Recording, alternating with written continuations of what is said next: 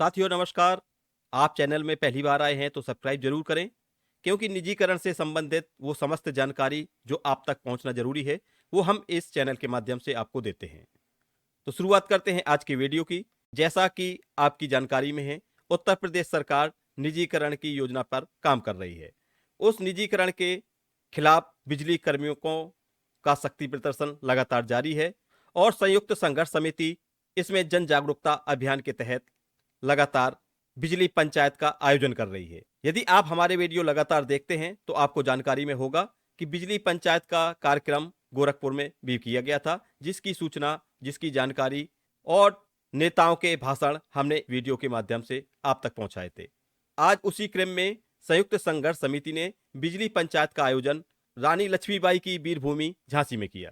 तो आइए आपको लेके चलते हैं सीधे बिजली पंचायत में और सुनते हैं नेताओं का क्या कहना है। हम लोग अपनी भाषा की मर्यादा को जानते हुए आपसे कहना चाहेंगे कि अगर हम डकैत और चोर हैं तो आप महाडकैत हो सकते हैं, क्योंकि आप जनता से चुने हुए प्रतिनिधि नहीं हो। आप उस कैडर से आए हो कि जिस कैडर का कोई विभाग ही नहीं है, जहां उनको रख दो वहीं वो काम करते हैं और उसी को बर्बाद करते हैं।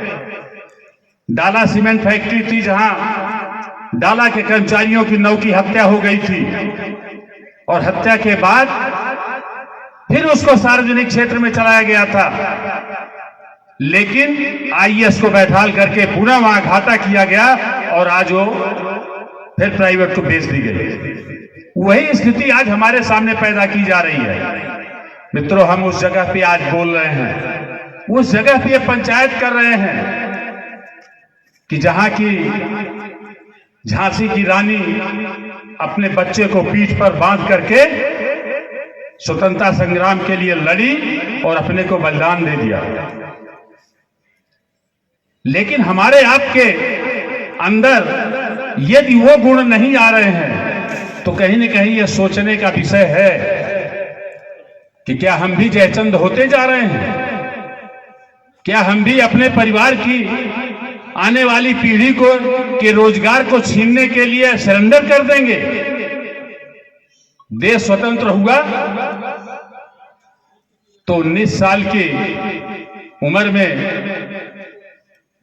खुदी चंद बोस ने फांसी का फंदा चूमा था। आजाद भगत सिंह ने उस समय की असेंबली में बम फेंका था, केवल दिखाने के लिए, किसी को मारने के लिए नहीं फेंका था। तो मित्रों, आज हमारी आपकी अस्मिता का सवाल है, आज हमारे अपने परिवार को बचाने का सवाल है और उसी के साथ उपभोक्ताओं के हितों की भी रक्षा हम ही आप कर रहे हैं। और उपभोक्ताओं से भी मेरा निवेदन है कि ये जो सरकार की योजनाएं स्मार्ट मीटर की चल रही हैं, जो कि आज आपके लैबों से टेस्ट होकर के निकली हैं कि 18% वो स्मार्ट मीटर तेज चलते हैं, तो क्या 18% स्मार्ट मीटर लगवा करके और प्रीपेड में लोग बदलवा करके टोरेंट की तरह से उसके अंडर उससे बिजली लेंगे? हम आज किसानों को मुफ्त बिजली दे रहे हैं सरकार की नीति और सेवा के तहत, लेकिन क्या ग्रेटर नोएडा में किसान को मुफ्त बिजली मिल रही है? ये जिस टोरेंट का गुणगान गा रहे हैं उन्हीं के भाजपा का वीडियो है, वो देख लें कि लोग जाकर के टोरेंट कंपनी पर कह रहे हैं कि हमें बताया तक नहीं गया और 700 रुपए का बिल था, मेरा कनेक्शन डिस्कनेक्ट कर दिया गया और 600 रुपया डिस्कनेक्शन फीस, यानी 700 के बिल पर 600 और देंगे, आप 1300 देंगे। और जब कोविड आया तो हमसे कह दिया गया कि किसी का कनेक्शन नहीं काटा जाएगा। तो घाटा किसके कारण हुआ? इस सरकार के निर्णय के कारण हुआ कि हमने वसूली नहीं की। और जब लोग घरों में दुबके थे तब हम लोग घरों से बाहर आकर के सबको बिजली की सेवाएं उपलब्ध करा रहे थे। पुलिस, डॉक्टर और बिजली विभाग ही जनता का काम कर रहा था, और यदि बिजली विभाग जनता को बिजली नहीं देता तो लोग घरों से बाहर निकल आते। गर्मी का समय था। आज उसी को नाकारा साबित करने का प्रयास किया जा रहा है। कि ये सब नाकारे हैं, ये भ्रष्ट हैं, डकैत हैं, केवल पीपीपी मॉडल ही इसका विकल्प है। जब आप सत्ता में आए थे तो लाइन लॉस 41% था और आज आप ही का आंकड़ा बताता है कि हम 19% पे आ गए। तो हमने इतना सरवाइव किया, उसके बाद भी हम डकैत और चोर हैं। हम नहीं है, आपकी नीतियां डकैती और चोरी कराती हैं। आज एक संविदा के आदमी को आप कह रहे हो कि निकाल दो, इतने इंजीनियर को सस्पेंड कर दो, जूनियर इंजीनियर को सस्पेंड कर दो। मैं जूनियर इंजीनियर साथियों से भी ये निवेदन करूंगा कि अगर ये घर चला जाएगा मित्रों, तो आप भी इसमें काम नहीं करोगे, आपके बच्चे भी अनाथ होंगे जैसे हमारे होंगे।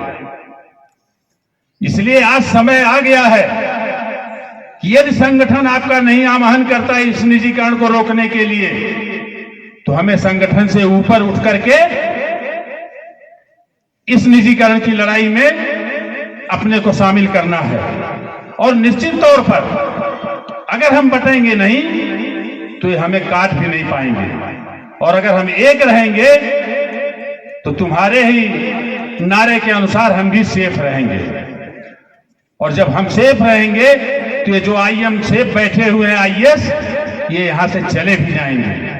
क्योंकि जब जब बिजली की हड़ताल हुई है, जब जब बिजली के लोगों ने कमर कसी है, तो निश्चित तौर पे या तो बिजली विभाग का मंत्री गया है या चेयरमैन गया है। ये हम लोग पहले से देखते चले आ रहे हैं।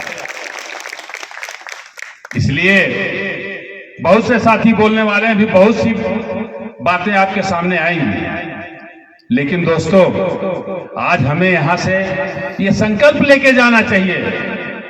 और आज जो ये भीड़ आई और इस भीड़ को जिन लोगों ने रोकने का प्रयास किया, मैं उनसे भी निवेदन करूंगा कि अगर साल 2 साल बचे हैं और सोच रहे हैं कि मैं 2 साल काम कर लूंगा, तो आप भी नहीं कर पाओगे और आपकी पेंशन भी सुरक्षित नहीं रहेगी।